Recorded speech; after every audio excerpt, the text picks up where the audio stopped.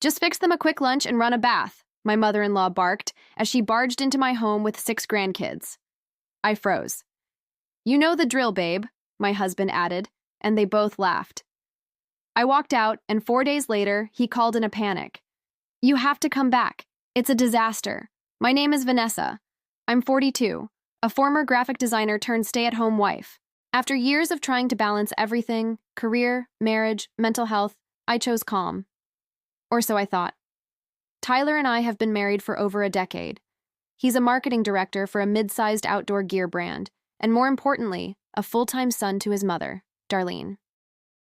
I learned early in our marriage that Mom says was his default argument for anything. At first, it was minor. Mom says don't store onions in the fridge, or Mom always used vinegar to clean floors, not chemicals. I brushed it off. Everyone's got their quirks. But over time, I realized Darlene wasn't just his mom. She was the 3rd resident in our marriage. We lived near her in Denver, and she'd stop by constantly. No knocking, no heads up, just a key in the door and a cheerful, "Hello, hope I'm not interrupting."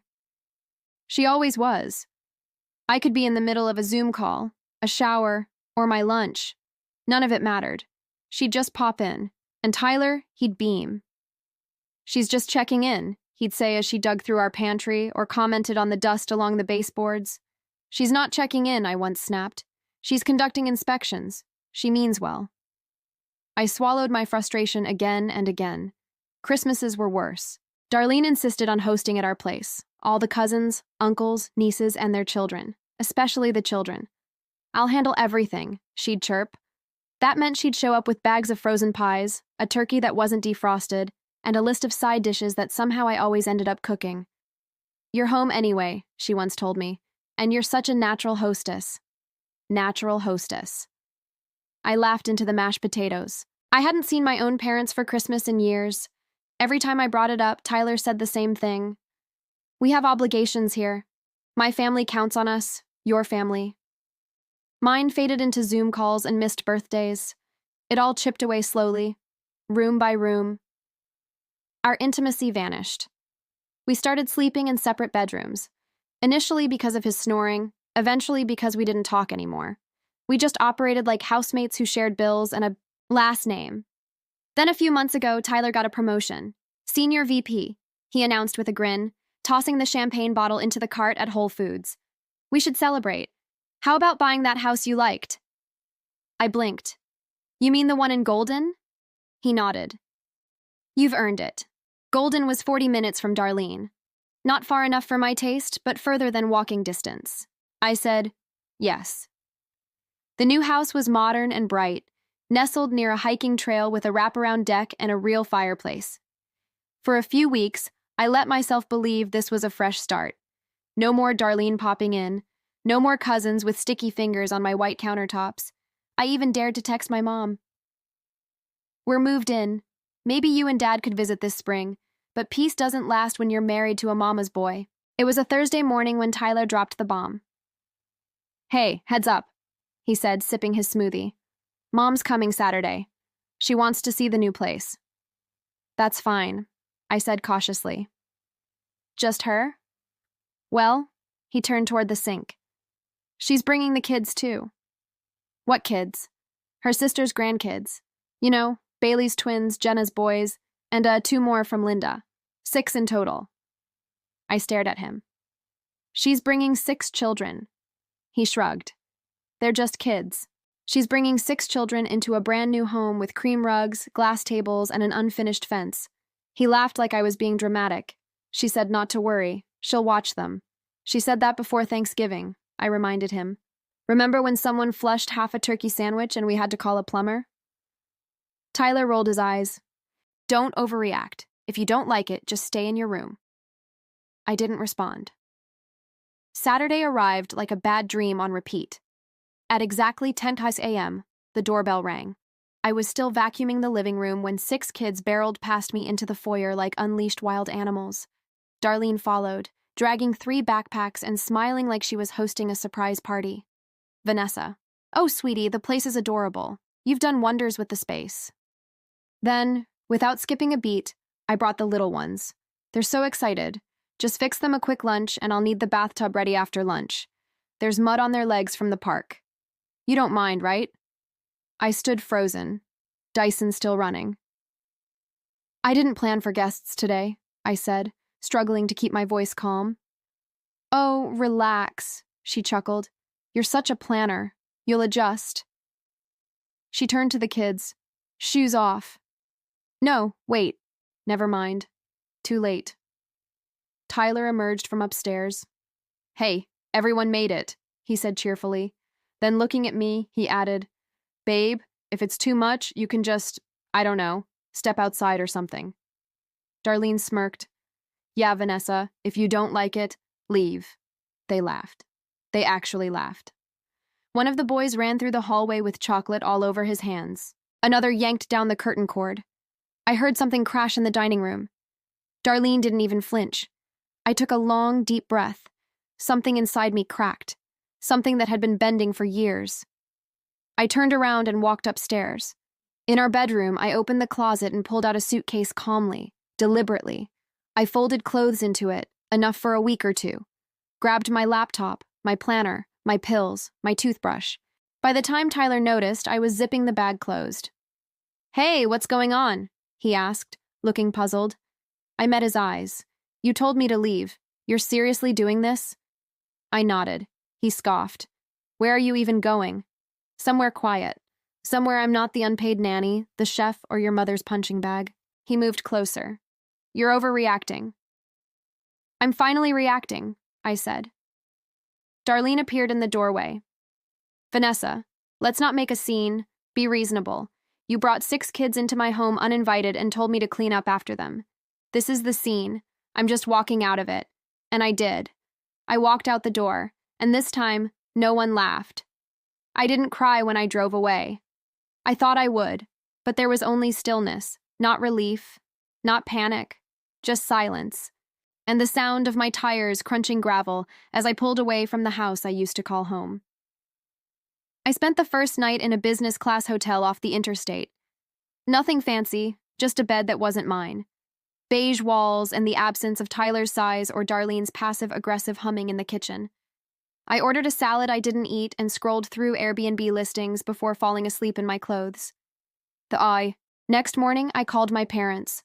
Mom answered on the second ring. Vanessa. Her voice cracked in that way only mom's voices do when they instinctively know something's wrong. I didn't say anything at first. I just breathed. Then finally, can I come home for a while? She didn't ask questions, just said, of course, like she'd been waiting to say it for years. They met me at the train station in Portland 2 days later. My dad standing at the end of the platform with his arms crossed over his chest like he used to when picking me up from college. Mom with her purse clutched tight and a travel mug of peppermint tea in her hand. She hugged me too long. I let her. Back at their house, I sat at the kitchen island while Dad puttered around, making me toast I didn't ask for and rearranging chairs that didn't need moving. Mom handed me a blanket.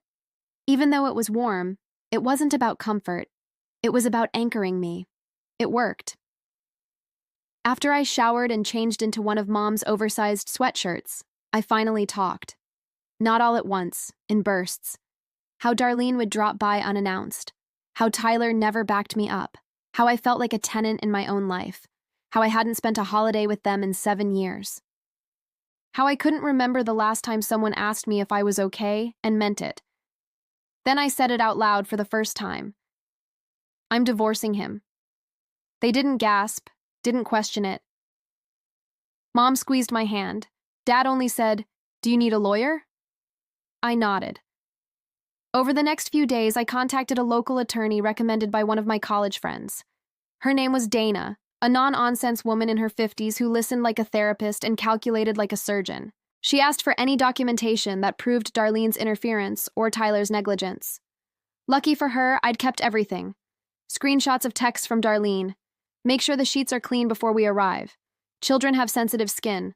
Grocery lists she'd sent me for dinner she planned without consulting me. Even a voice recording from Thanksgiving when Tyler told me, "Just shut up and do what Mom says." Dana's eyebrows lifted. "This is good," she said. "Good, as in, this isn't just an emotional case, this is a provable one." I felt a strange flicker of pride, like I'd passed a test I never signed up for. Then the call came. It was mid-morning. I was on the back porch sipping coffee, watching the wind stir the leaves, when my phone buzzed with a name I hadn't seen in 4 days. Tyler. I let it ring. It rang again and again. By the 5th time, I picked up, not out of compassion, but to make it stop. "What do you want?" I said flatly. His voice was frantic. "Vanessa, oh my God, I need you. Please, you have to come back." I didn't answer. "It's a disaster," he continued. "The kids, they trashed the house. I mean, the walls. There's crayon everywhere, juice stains on the rug. Darlene tried to give them a bath and slipped. She's fine mostly, but I think she bruised her hip. They broke, the towel rack trying to sword fight with mops." "Tyler," I interrupted. "Why are you telling me this? Because I can't do this. You left me in the middle of..." "I left you in the middle of what you let happen." He was silent. "I didn't invite those kids. I didn't hand over our house. I didn't laugh in your wife's face and tell her to leave." He muttered something unintelligible. Then quietly, "I'm sorry. I really am." I closed my eyes. "I'll come back," I said. "You will?" "Yes, but only to get what I need." "What do you mean?" "I mean, I'm not staying. I'm coming for one thing, your signature on the divorce papers." Dana and I returned to Colorado 5 days later. Tyler had texted that he would be calm and handle things maturely. I knew better than to expect that. Darlene opened the door when we arrived. She wore a neck brace. "Oh, honey," she said, as if I were a friend she hadn't seen since book club. "It's been a madhouse without you. I'm so glad you came to your senses." I didn't. Tyler appeared behind her, looking smaller. Not physically, just deflated, like a balloon someone left out in the cold. We sat in the dining room, the same table where Darlene once handed me a Thanksgiving menu on a clipboard. I laid the documents in front of them. Dana sat silently beside me, her presence sharp and cool. "You're really doing this," Tyler said. "I am. I thought we were working through it. You didn't even give me a chance to change." I looked at him, looked around the house at the faint marker scribbles still visible on the wall, the rug stains, the missing curtain rod. "You told me to leave," I said. "I didn't mean it. You said it more than once." He turned to Darlene. She looked back at him. For once, she had no advice. I stood. "I'll need 30 minutes alone to gather my remaining things. I'll be staying at a hotel tonight." Then returning to Portland, Tyler nodded numbly. As Dana and I walked to the car, she said, "You did well." I exhaled. "I didn't scream," I said. "I didn't cry." "Nope." Dana said, "You negotiated your life back." That night in the hotel, I got an email from Tyler. 1 line. I signed them. Attached the scanned signed divorce forms. I stared at the screen for a long time, then typed my reply. "Thank you. I wish you peace." Then I closed the laptop and slept deeper than I had in years. I didn't look back. I didn't revisit the house, or the memories, or the mess. After Dana filed the papers and Tyler returned them with his signature, I let go. I didn't text him again. I didn't answer Darlene's attempt to call and leave me a 5-minute voicemail that began with, "Vanessa, I just don't understand how you could abandon your responsibilities." I didn't need to hear the rest. Let them figure it out. Back in Portland, life began to quietly take shape again.